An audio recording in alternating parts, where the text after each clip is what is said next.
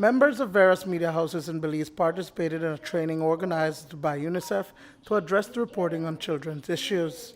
The one-day workshop looked at children and the media and focused on best practices to protect the rights of children while sharing pertinent information about the many issues, good and bad, surrounding the vulnerable population. Media is very important for UNICEF and for the organizations that work for children's rights.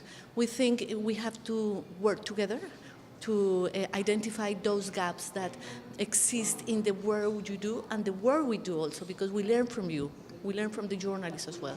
So what we want here is to give you some tools, some ideas, some examples of what you have to do or you don't have to do when you talk about children. How do you portray children, if you are allowed or not to show a photograph, or to talk about children in certain ways, or how do you refer to a news related to children when children is a victim, for example, or when children is a small children, if he has or not permission from parents. So we want to build on those kind of things because journalists are the face of the society.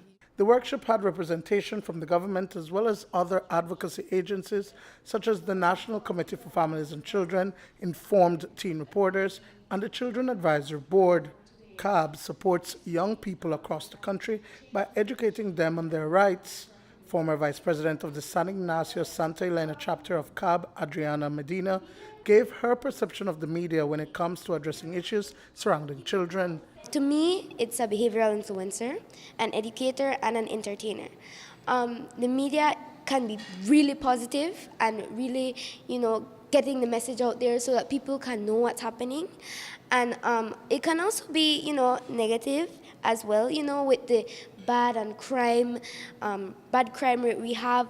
And yes, it's the reality. People need to know these things. But as a child, I'm seeing those things. I feel a little depressed and a little, worried.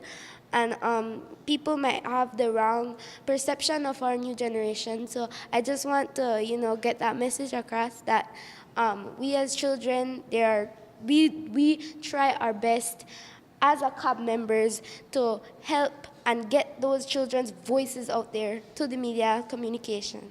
Generally, the workshop looked at the Convention on the Rights of a Child and the media as defenders of the CRC and children advocates. Presentations were also made on guidelines for developing a code of conduct for reporting on sensitive cases involving children. I think my presentation today was about the portrayal of children in traditional medias, which includes broadcast, print, and radio.